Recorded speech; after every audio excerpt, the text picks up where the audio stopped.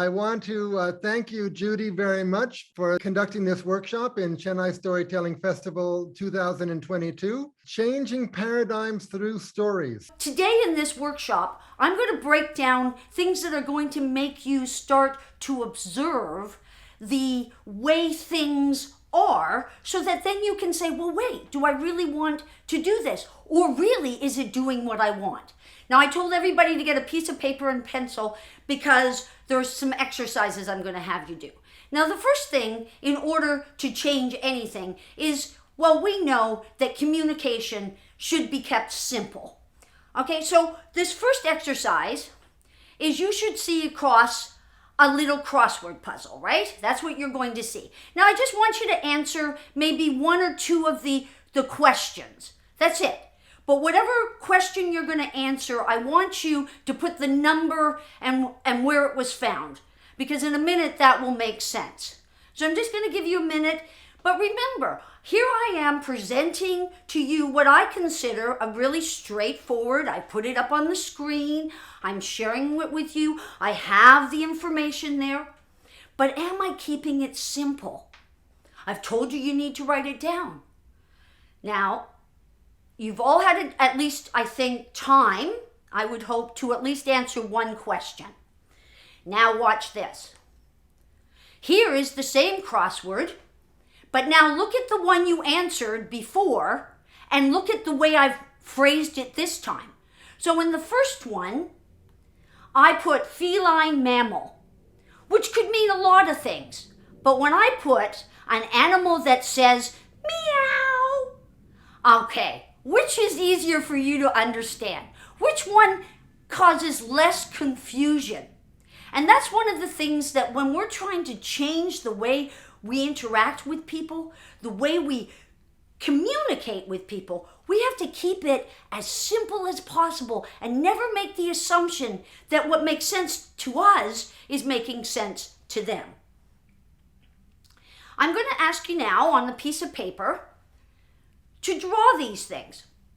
I mean, they're pretty straightforward. It's 5 small lines, 1 medium line, 2 small rectangles, 2 small squares, 1 large circle, 1 oval, 2 dots, 1 backwards S, 2 halves of a heart, 1 small circle, and 1 tiny line. Now, if you had looked at this page as you've written these things down, it seems pretty straightforward. But am I really explaining what I want you to do when I say to do this? No, I'm not, because what I wanted you to draw is this. Now, I'm sure some of you have some of these objects, but I'm absolutely positive none of them look exactly like this. And had I just given you this piece of paper and said, well, I want you to put this together, you might have not realized that I want you to put it together like this. So now you see what I had intended, an elephant. Now, if at the very beginning I had said to you, I want you to draw an elephant, and I gave you those instructions, or even better yet, I showed you a breakdown, it would have made it so much easier for you to do the elephant. And that's one of the challenges that we have as people. We think we're giving our information straightforward to people, but we're missing out key information that the light bulb can go off for people. And in order to get that light bulb to go off, I believe you need these 3 P's: perspective, paradigm, and personality. And we're going to cover all 3 of those topics. Perspective. What is perspective? Well, it's the way you see things, right? Here's a story, and it's about perspective. It was by Nasruddin. Once there was this great wise philosopher Nasruddin, and he was walking down by the river, and he decided it was all so hot, so he would sit under a tree and rest and relax and enjoy the stream going by. And so he sat and enjoyed the stream going by. Then he heard, "How do I get to the other side?" He looked, and then he said, "You are on the other side." This story demonstrates perspective. When we are talking to somebody, we don't realize that we're talking from our perspective, and we make the assumption. So that person on the other side saw Nasruddin on the other side. And so the story goes back and forth. So you really need to know what you want to convey to somebody so that you get them joining in on the perspective you want to share. I'd like you to look at this picture. Take a moment, and then I would like you guys to just answer out. You can just shout out, or you can put it in the chat, what you see here. Okay, so great. We've got answers, duck and rabbit. And had I not given you perspective, you wouldn't have realized there was more than just a duck or more than just a rabbit. And the thing is, it's the way the brain is wired. For people, some people are wired from the right side to the left. So when they look at a piece of paper, they view it that way. And if you were viewing it from the right side to the left, you'd see the rabbit. If you were viewing it from the left side to the right, you'd see the duck. But neither one of you are wrong. And people will have arguments over whether this is a duck or a rabbit. The same thing goes with this picture. I want you to just look at it and see, take your time and see what you see. This might be harder for some people. I know that when I first saw this picture, all I could see is the old woman. There with her scarf right there, and there's her shawl, and there's her mouth right there. But there actually is a young woman there. And that mouth that we see is actually a choker on her neck. And the old woman's nose is actually her chin. And I never saw that. And it took another person to line it out for me to finally go, oh, aha. And that's another thing that the gift of storytelling can do for people, is that we can provide them with those pieces of detail that we get from a story and put it in so that they can have those aha moments, because they might not see the depth of the story because they're only hearing it that time. We've spent hours working on the story. So we want to make sure we're highlighting those aspects that will show the dimensions of the story we wish. Now I would like you all to write a list of 5 things that you take very seriously. I hope everyone's got at least one serious thing. Now I want you to imagine standing in front of a mirror, explaining to yourself why you're so serious about them. And if you can still be serious about it, then take off all your clothes and explain it to yourself.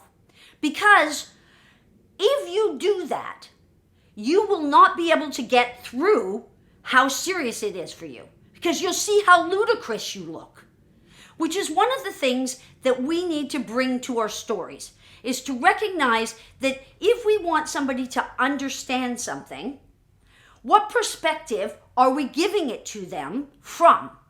Are we giving it so seriously that they can't see the deeper message in it because we're caught up in the seriousness? Or can we lighten it up a bit and change the way it's being perceived? Paradigm, that's the second P. It's a set of ideas that are used for understanding or explaining something in a way of seeing. In other words, we think we see life clearly. And this next story is going to allow you to see how clearly you see life. The train ride. One day I was in the train heading for New York City. It was a Sunday morning and it was beautiful. And the nice thing about this ride that I was having to New York City in the train was that I had my Sunday New York Times paper and I could just leisurely read through it and enjoy it. This was my time for myself. And Sunday mornings, because I got up really early, meant that there were very few people and nobody really bothered you.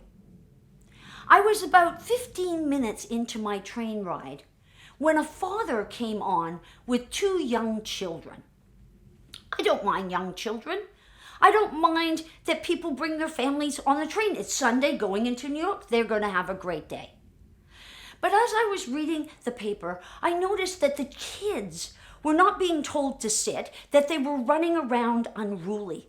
And I was just thinking to myself, I really wish he would just tell them to sit down and be quiet. When one of the children literally went over and grabbed my paper and tossed it to his sibling and ran to the other side of the train. I looked up to say something to the father, but the father wasn't there. He was lost in his thoughts. And I was really agitated. So I went over to him and I said, your children have my paper. All I wanted was a few minutes to read the Sunday Times to myself, and you aren't taking care of your kids. We'll leave the story there. Good news. I hear the paradigm is shifting, which is pretty good for these guys. Maybe they're going to become rich since they're poor right now. But with the paradigm shifting, is you heard that story, and I'm sure you believed that was pretty much the whole story. Now we're going to finish the story. So I went and said that to the man sitting in the train, and he looked up, and the grief in his face as he said to me, "Oh, I'm so sorry. I just come back from the hospital, and my wife is dying, and well, I just don't know what to do." Okay, now you've heard that part of the story. And don't accept anything is absolute. Because I'm sure when you heard that part of the story, it changed the story completely for you. And so much of what happens with people is that we think we know what's the picture that we're seeing. What I'm asking you is whatever you're seeing, do not take anything as absolutely what you're seeing, because it isn't. What I would like is that each of you are going to do the Little Red Riding Hood story, but now I want you to wipe it down. 3 constraints, which is that you have a person, there is an animal in the forest, and there is another person that they're going to. That's it. And you have 8 minutes to come up with your version of Little Red Riding Hood, even though it's not Little Red Riding Hood. The best scenario right there, in that you took the story, it gave you a basis, but you weren't hooked on the basis. Because usually when we read an old fable or story, we are locked into the confines. What I'm saying is you have now added your own personal flair and your own creativity to make the story a real story that makes sense to you. There was still a cape that was red that still managed to filter in, right? It still managed to show itself in the story because that's how pervasive the story is. And even though I said you could strip it all away, all I'm asking you here is to recognize how much we are so influenced just right intrinsically in ourselves by even just a title of something, right? Just the title of something can influence us. And that's something I'd like you to consider as you work in life as a storyteller is what I'm sharing locked in a certain paradigm, locked in a certain perspective, and does that perspective or paradigm, the way I see it, help or assist the story, or is it getting in the way of the story? Personality or person? Most of us think we're people, right? But most of us are not people. We don't live in life without agenda. We don't live in life without a certain way of seeing things. You know, when you think of person, try to imagine a cat, okay? Or a dog, or whatever animal, chicken, doesn't matter. If you look at an animal, they are themselves. There's no personality unless we attribute it to them. We could say that's an ornery chicken, or that's, a vicious cat or a friendly dog. We do that. But dogs and cats, animals in general, are just being themselves. The goal for us as storytellers is to not be our personality, but be a person sharing a story. So, in order to be a person sharing a story, you have to give up personality. Individual, you are different. There's only your voice. So that's important to remember. I'm not asking you to give up your voice. What I'm asking you to give up is your agenda. And an agenda is like ego. It's not life force. You want to share your life force with people. You want to share that understanding that it's taken your whole life to get to this point.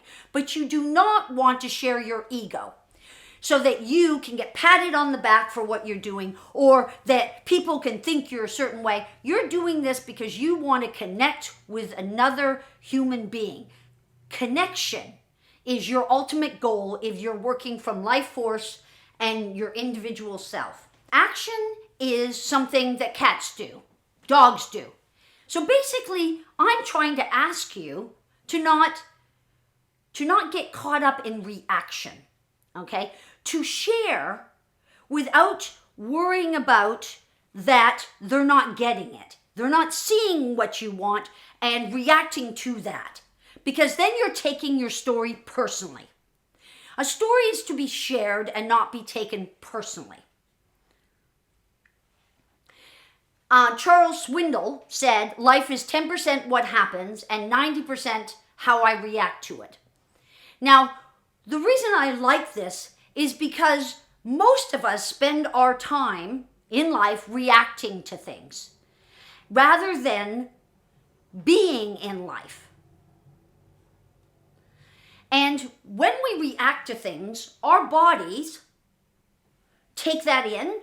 Our thoughts, our words, and belief have energy. So if I'm looking, like that was a nice thing about the improv that I saw and stuff, is you had to trust. The more you trusted and took it and then just passed it back, the more the story flowed. The more you got into your head of what should I say next, and that was why it was nice when you couldn't get caught up in the words, they asked you to think about the images, was because when you think about the images of something, it's less concrete, it's less you in it, and it's more being present. This is one of the reasons why I've taken this line, is because I have no desire to suffer twice, once in reality and then in retrospect. The story interacts with you. They're going to have whatever response the audience is going to have, because each of us have our own way of responding to things. And what I ask you to do is when you share the story, let it go. Let it grow whatever way it needs to, and not get caught up with trying to fix it as though there's a problem with it. You can tighten it up, but there's nothing wrong with your story if you've taken the time to begin with and you've shared it from a non-personal space. You've shared it from a place of just being present and giving it to someone. So what is required? Well, I tell you, what is required is not to take anything personally. So when you get a flat tire, you're not supposed to turn around and say, oh, why did I walk down that road and with the car? Why did I take it? Or how did that screw get there? Like, just fix the tire. Because you know what? If you do that, the problem is solved and you're not suffering twice. You're not carrying that baggage. And that means that you're living your life more presently, and you're not getting caught up in that paradigm that you have of yourself. You're allowing life to flow this way and that way. The next thing that gets in the way of us changing is fear. Fear is huge for people. Fear of failure, fear of mistakes, fear of the unknown, fear of trust. But fear is false illusion appearing real. There is nothing to fear. And there's a phrase, there's nothing to fear but fear itself. And that's because there's a difference between fear, excitement, and danger. Now, danger is real. Danger means that there is a lion about to attack me, and I better do something, okay? But the only difference between fear and excitement is your perspective, the way you see it. And that's the difference between fear and excitement. Your adrenal glands in your body, they still kick in. They still happen. But because you perceive it as exciting, oh, I'm jumping out of a plane, this is exciting. Oh my God, I'm being pushed out of a plane. What have I done? Same physiological reaction, only difference is perspective. So I ask you to, from now on, try to live your life in a situation that isn't fearful. I'm not saying do not handle danger when it comes, but recognize the difference between danger and fear. Fear is, I've walked down the street 100 times. I've walked down the street 100 times at night. And I'm not saying don't trust your instincts, because things change. But if every night I was frightened and every night nothing happened, then maybe I'm buying into thoughts that allow me to live a life that's frightened and fearful. Or maybe I don't take on that story because, oh, it's just too big for me. No story is too big for you, because your life is a story. So live it, play it for keeps. Fear, what has man to do with fear? Chance rules our life, and the future is all unknown. Best live as we may from day to day. And the importance of this living from day to day and accepting that today I might walk down a street and I may fall into a hole. And if I spend all my life complaining about being in that hole, I will never get out of that hole, because I take it personally and I'm going to spend all my energy taking it personally. However, if eventually I notice, oh, well, there's walls to the hole and I can dig myself out, and I get myself out and I walk down the next street, and you know what? I walk down the next street and there's another hole. But maybe the next time I fall in that hole, I take less time taking it personally and I get out of the hole sooner. Because life is about things happening. And they're not happening to us, we're participating in them. And that's what I'm hoping you do in your stories. That it's something that you're participating in. You're discovering and sharing with others what's happening as it's happening for you as well. Anxiety, which a lot of times has to do with fear of failure, fear of not getting there on time. And I'm not telling you that as a human being, we're hardwired to have certain behaviors that causes us to stress. The flight or fight syndrome is actually hardwired into our system. But the truth is, in most of our lives, day to day, we don't have to live from that. We don't have to carry that anxiety, which then creates stress. And it's stress that then makes it harder to perceive what's going on for us. You know, nothing in life is to be feared. Those things that you fear, maybe you should sit down and look at, what is it you're not understanding about it? What is it that's making it so frightening for you? You know, because now is the time to start understanding so that we may fear less. I think that we live in a very frightened world and that we continue to shed more fear out there, when the truth is, in our day-to-day lives, there's not a lot that we really actually have to fear. Not for ourselves in our life. And so I'm asking you not to carry that baggage, because then, because science has said we're all interconnected, you're actually helping the energy out there of the world in total. You know, for me, the tragedy of life is often not in our failure. And when we're frightened people and we live small as a result, we are complacent and we end up doing less because it's safe. Who wants to get out in front of people and share when it could ruin how people see them? Who wants to do that? But the thing is, for any of you who have shared your stories with others, you know how wonderful it feels to connect, to reach out and connect with somebody. And that's what I'm asking you to do, because your story needs to be told. You're the only one with your voice. And the only way you're going to change the paradigm for yourself, the way you see life, is to start questioning where you've stopped, where you're carrying things around, what you're carrying around, and how that carrying it around is stopping you from getting the best out of your story and also the best out of your life. We should live to our full capacity. Every day should be like a daring adventure. You want to fully embrace what you're given.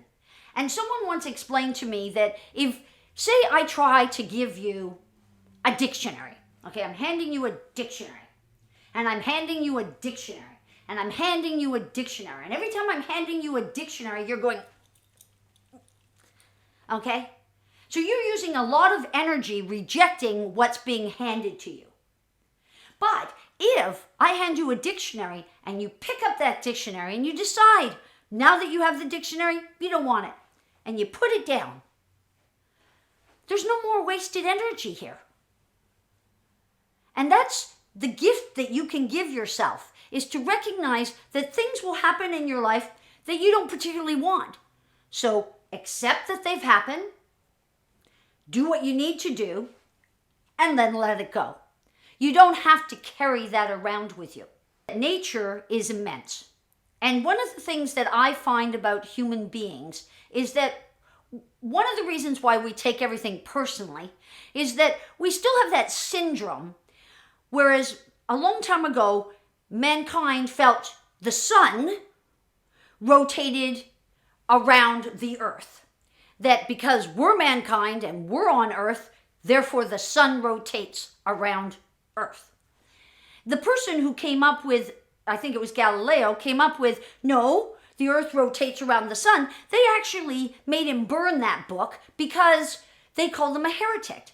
And the thing is, that's because human beings tend to take and make themselves so important. But if you think about it, and I've seen this, and I think if you go on the internet, you can find it too, where they start off with a human being. We're full size, and then they put the earth beside us, proportionally, and we become very, very small.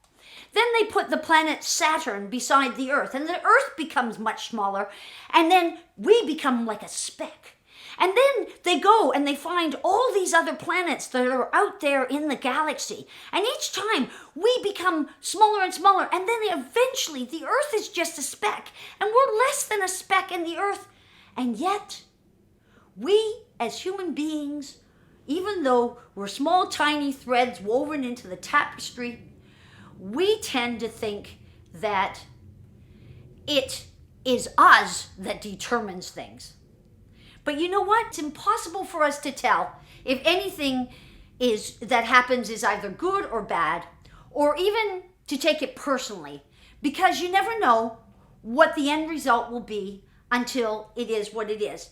Now I'm going to share a story that proves that point.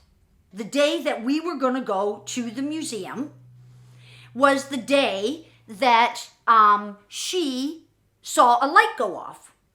Now it was an engine light. Now, an engine light is one of those things that can be a lot of problems. But my friend and I in the car heading to the museum, and we had to be there in 15 minutes. And the drive itself was 10 minutes. So there we are sitting in the car, and I said, well, what do you want to do? Do you want to see if we can make it there?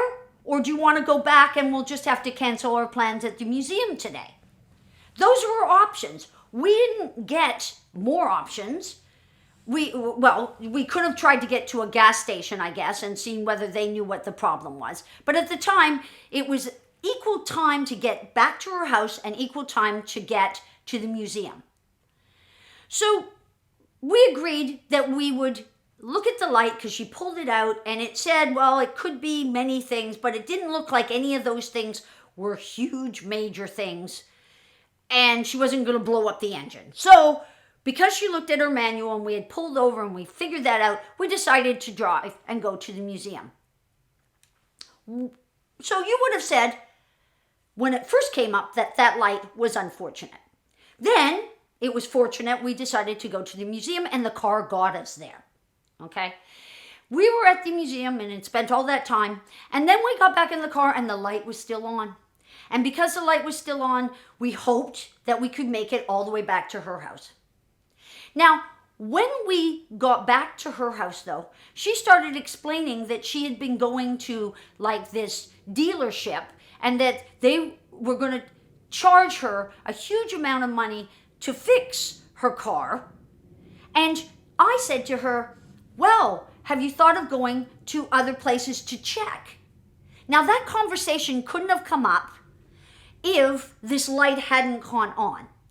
And because we had this conversation, when a few days passed, she had talked to her neighbors, found out a local mechanic.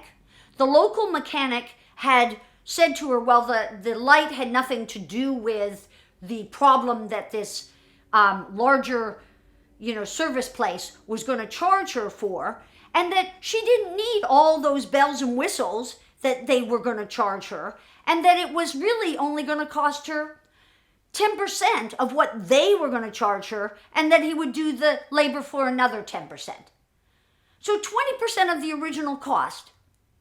And then she went to him and got it fixed. And that's what that situation was. It was transforming the meaning. So I would like you to go into your breakout rooms. And Eric, again, it can be about 4 or 5 people.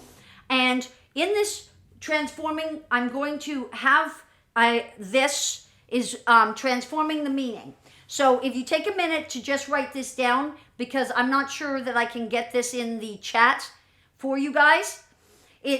I want you to take a current situation in your life, see what assumptions you are making.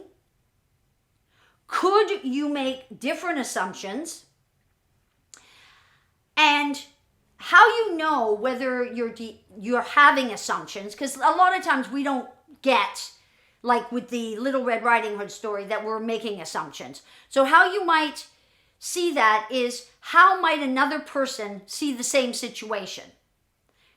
That story of, is the glass half full or is it half empty? Is there water in the glass? Those are the things that I want you to consider when you're thinking about that current situation in your life.